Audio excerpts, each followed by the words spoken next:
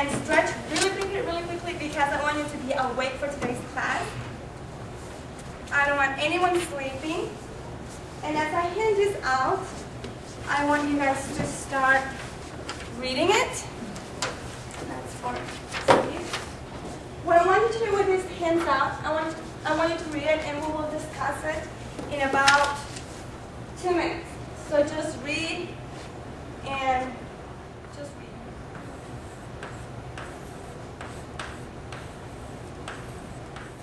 Okay. What do you guys think of this story? What can you tell me about this? Simeon? Very sad. Sad? It's a Why? very sad story. It's just talking about the hardships they face. Some of the tough things they went through. Caroline, do you have anything? These people just are immigrants in the States. It was really tough for him to adjust. What caught your attention? What caught your eye in this reading? What intrigues you? What? Actually, the first sentence I thought just really jumped out to me. That we were homeless, houseless, and friendless in a strange place.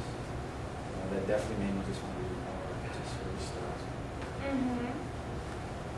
Okay. The person who wrote this story, you will be very shocked when I tell you that she was only 13 years old. Her name is Mary Antin. She was actually a Jewish girl, and her mom, her sisters, and herself were traveling from Hamburg to come to America to meet with her father, who was waiting for them at Boston. They were in hopes to get to the land of opportunity, to have a better living, better house, place, work, education, you know. This is just to give us an idea of the time period that we're looking at, which is the 1870s and the 1900s. Remember last class period what we talked about? Anyone can tell me anything that you remember from last class period? Reconstruction? It was after the Reconstruction era, so what happened after the Reconstruction era? We said that the industries were growing, right? What else was growing? The cities were growing, and also immigration was growing. As you can see, Mary Antin was an immigrant who was coming here. Okay. Today, I brought some interesting facts that I want you guys to remember. As we look at this time of period, this period of time, I will hand this out to you. So, this is for Stephen, Michael, and Steve. What I want you to do, each one of you have a different event or person. I want you to read, and then you will come up front, and you will share with the rest of the class what you have learned. And at the end of the class, I know this is your favorite part, you will be quizzed, but not about what you learned. You will write down the things that you've learned from the others, what the other classmates have talked about. So go ahead, start reading. I'll give you a couple of minutes. Michael, are you ready? Okay. Please come out here. Okay. I have Thomas Edison and the invention of the light bulb on the website. Just tell us what the paper says, what you would like to share, basically. He wasn't the first person to invent the light bulb, but he's the first one to successfully market one and make it so everybody could use one. That's pretty much it. Okay. Ooh, can I go next? Ooh. Yes, go ahead. That's what I like.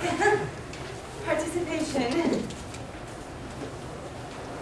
Well, I had, I guess my paper talked about a group called the Knights of Labor. And the Knights of Labor were a group that fought to get certain, I guess, rights. And some of the rights that they fought for were an 8-hour workday, termination of child labor, equal pay for equal work, and graduated income tax. Later on, they basically people started to see them as a radicalist group. Yeah. Okay. Thank you. Carolyn, please.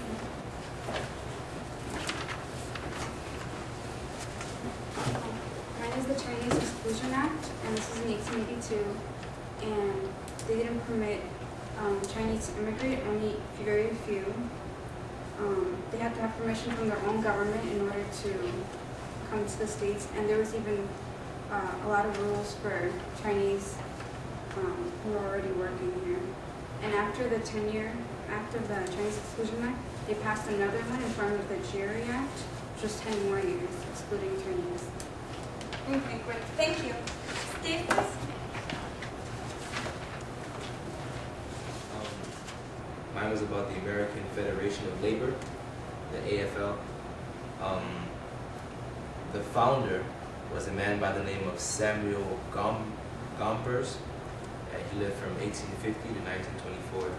And he took a different approach to, I guess, helping American life and helping the working class of that time.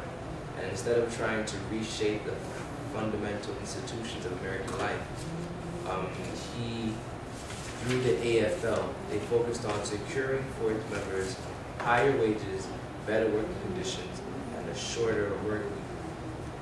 And because, unfortunately, the AFL didn't organize the unskilled workers, during that time of, rapid growth and mass production, because they weren't organized, then although they had members, they lost their members pretty quick.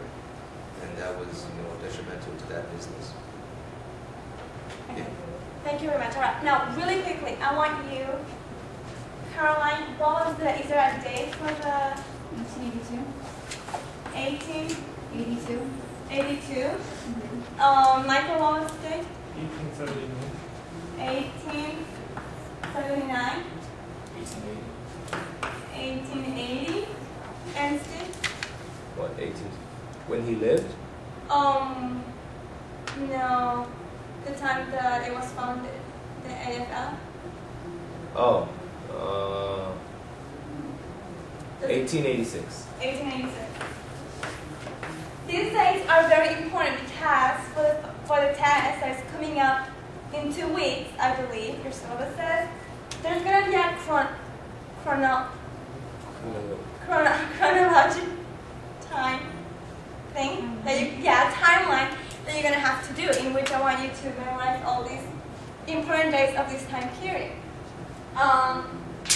Now it's your quiz time, and this is for Senior, Michael, Caroline, and Steve. You will have about 2 minutes or less, and I will collect these papers, so if you can pass it down towards Caroline. Great. Wait. Any questions? You have mine. Oh, I get it. You see, teachers are smart now. I want to know if you were paying attention to your peers.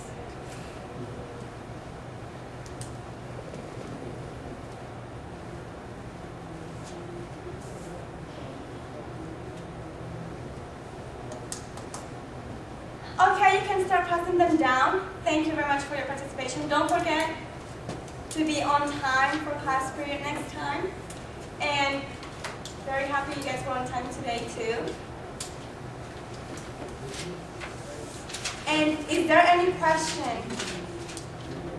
Anybody questions? Because if you do, this is what I'm going to do. If you really want me to answer a question, I'll give you extra credit if you remember and if you bring that question answered for next time, next class period, okay?